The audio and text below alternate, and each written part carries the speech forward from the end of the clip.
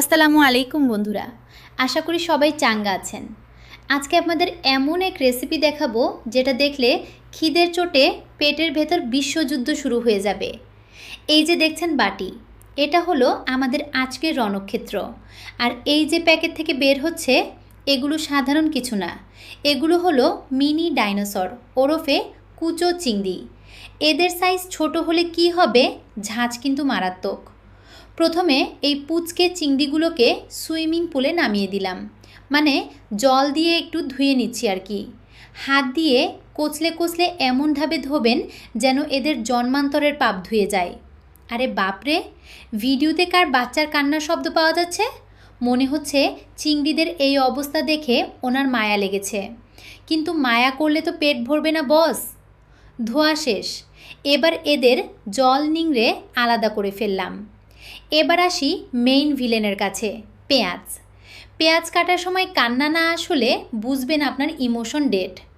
দেখুন আমাদের শেফ কত স্টাইল করে পেঁয়াজ কাটছে, একেবারে বটি দিয়ে কুচি কুচি করে দিচ্ছে। পেঁয়াজগুলো মনে মনে বলছে, ভাই আমাদের কেন মারছিস? আমরা বলছি তোরা স্বাদ বাড়াবি, তাই তোদের বলিদান দরকার। পেঁয়াজ কাটা শেষ, এবার হবে আসল খেলা। কড়াই গরম, তেল ঢাললাম। তেলের যা দাম, মনে হচ্ছে লিকুইড গোল্ড ঢালছি। এবার পেঁয়াজগুলো তেলের ওপর ছেড়ে দিলাম। পেঁয়াজগুলো তেলের গরম ছ্যাঁকা খেয়ে ড্যান্স শুরু করেছে। ভাজতে ভাজতে যখন এগুলো লাল হয়ে আসবে, ঠিক তখনই নামিয়ে নেব।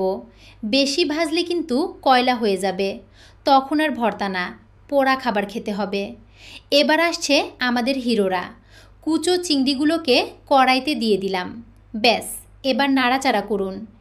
চিংড়িগুলো ভাজা হতে হতে যা একটা গন্ধ বেরোবে না, মনে হবে তক্ষুনি কড়াই থেকে তুলে মুখে পুরে দিই। কিন্তু না, ধৈর্য ধরুন। ধৈর্য ধরলে তবেই তো অমৃত পাবেন। তবে সাবধান, হাত কিন্তু পরে জ্বলবে। এবার একটু খাঁটি সর্ষের তেল দিন। আহা, সর্ষের তেলের গন্ধ মানেই তো বাঙালির ইমোশন। সবশেষে এসে ওই মুচমুচে চিংড়িগুলো দিয়ে ভালো করে মাখিয়ে নিন।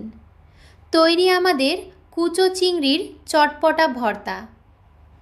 ভিডিওটি ভালো লাগলে কুকিং ব্লগস বেঙ্গলি পেজ বা চ্যানেলটিকে ফলো এবং সাবস্ক্রাইব করবেন। আর বাড়িতে ট্রাই করে জানাবেন কার কত বাটি ভাত সাবার হলো। আজ আসি